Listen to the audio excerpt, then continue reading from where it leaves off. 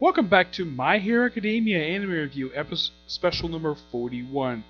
This is reviewing the 240 chapter manga, Power. Chapter starts off in the aftermath of what happened last chapter, people just recovering from the massive villain versus villain attack that pretty much decimated the whole city. And we have basically one of the members of the League of Villains just having sushi. You have also Thrice. You see, I don't know this mask guys. You see Dabi, you see Stain's fan, you see Thrice mourning a picture of Toga, even though she's basically sitting right there with a. Yeah, she's pretty much got like a bandage around her neck. She's got an eye patch, and she is. Well, oh yeah, and from what I heard, apparently it's very heavily implied that Thrice has got feelings for her. He is a guy in his 20s. She's like 17. So I have nothing to say, but she has an attraction like any kind of person she meets. Heck, she has a thing for Deku and Otaku and even Froppy. Yeah, that's her for you. And pretty much like they were just talking like, I'm a bad boy, don't hit me. He's doing this whole split personality thing. But yeah, one member of the Liberation Army comments like, it's time, hurry up. And they have Thrice saying, shut it, nerd. We're still eating our sushi. He's like, excuse me? Have you forgotten that we're the ones who paid for that sushi? Not to mention your achievement, the editing of news footage, and Toga's coat. Yep, Toga's coat. All thanks to us. Oh yeah? Then whose charity is allowed that old balder to stay in this hideout when he should be in a casket right now? That's enough, skeptic. And of course the guy says, Redestra chose these people. And apparently they're in like what looks like an abandoned apartment complex. Apparently this is their new hideout now. This apartment complex.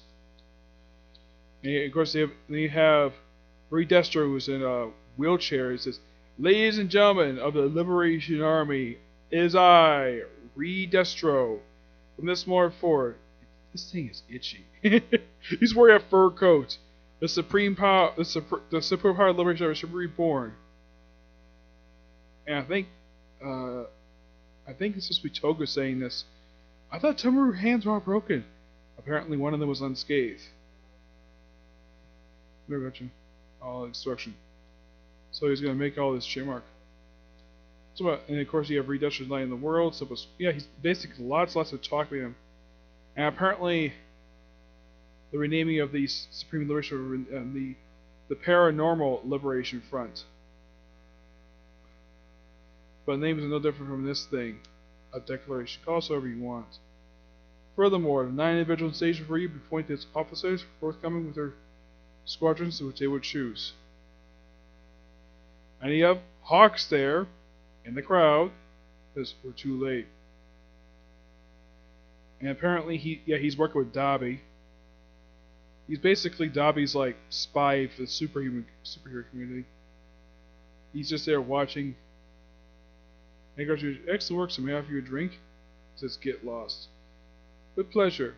Trumpet, let's get lost. Okay, and apparently with them in charge of the army, he says, and then they grant speech. The Paranormal Liberation Front. Huh? With overly bombastic name, but I suppose it's not as bad as a cheap title like the League of Villains. I tamed Mecha. I take it I met your lofty standards now. You've regained your memories and reverted back to your old you, including your quirk. As promised, I will grant you power, if that which we desire. But first, there's just one small favor I'd like you to do for me. I'd like you to transfer something for me. Hey, what are you doing over there, number 2? And of course, Dabi comes right over. Just talking. She used to look happy. Of course, introduce me to her, will ya? And we read his thoughts like, I still have a patron here. I need to get a handle on the whole situation. Report to Devon everyone immediately. Alright, Hawks, from here on out, if you fall behind, Japan is finished. Ooh. Interesting chapter. This is basically more like a talky chapter, but it's a good progression of this particular series. Yes, and I'm glad the fact Toga's alive because, well, she's a good character. and it'd be a waste for the writer of the series to kill off such a good and well-written character and one of the most interesting characters. Of all the villains, she's one of the most interesting ones in the series.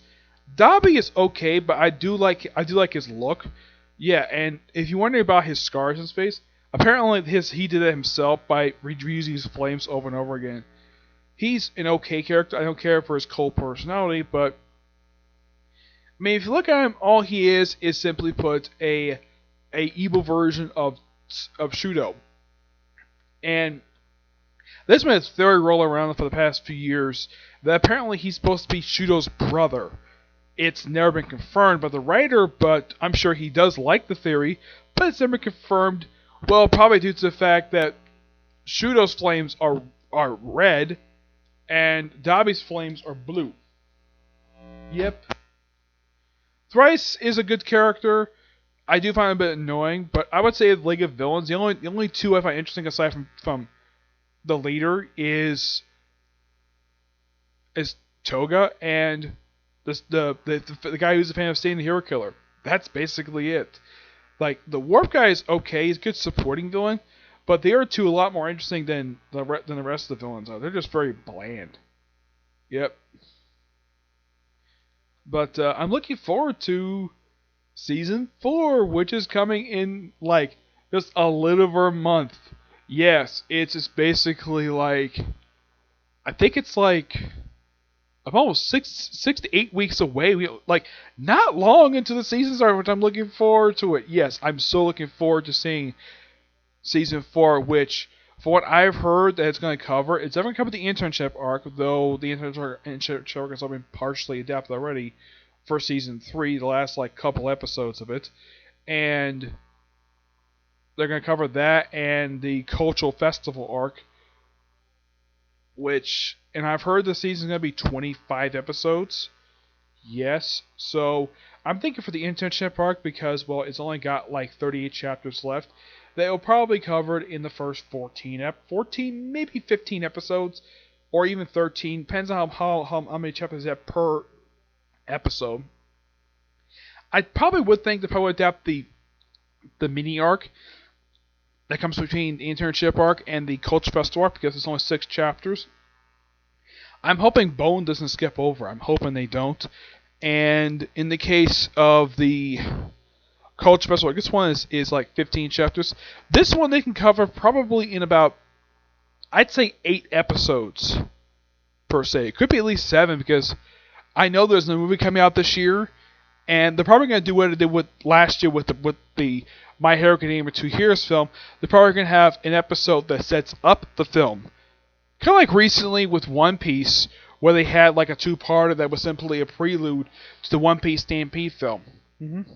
Yep. But not much else to say about this chapter. I'm going to give this chapter roughly 9 out of 10. It's good progression, this particular arc. And I'm looking forward to next week's chapter, which will come out next week, hopefully. Yep, so that's it for this particular review. My next thing I'm going to do is a comic corner, and after I get that video up, along with this video and the previous video, I'm going to do another manga review, which review News Chapter 1 Punch Man, and another comic corner. Well, at least 2 more comic corners after that, okay? But see you next video.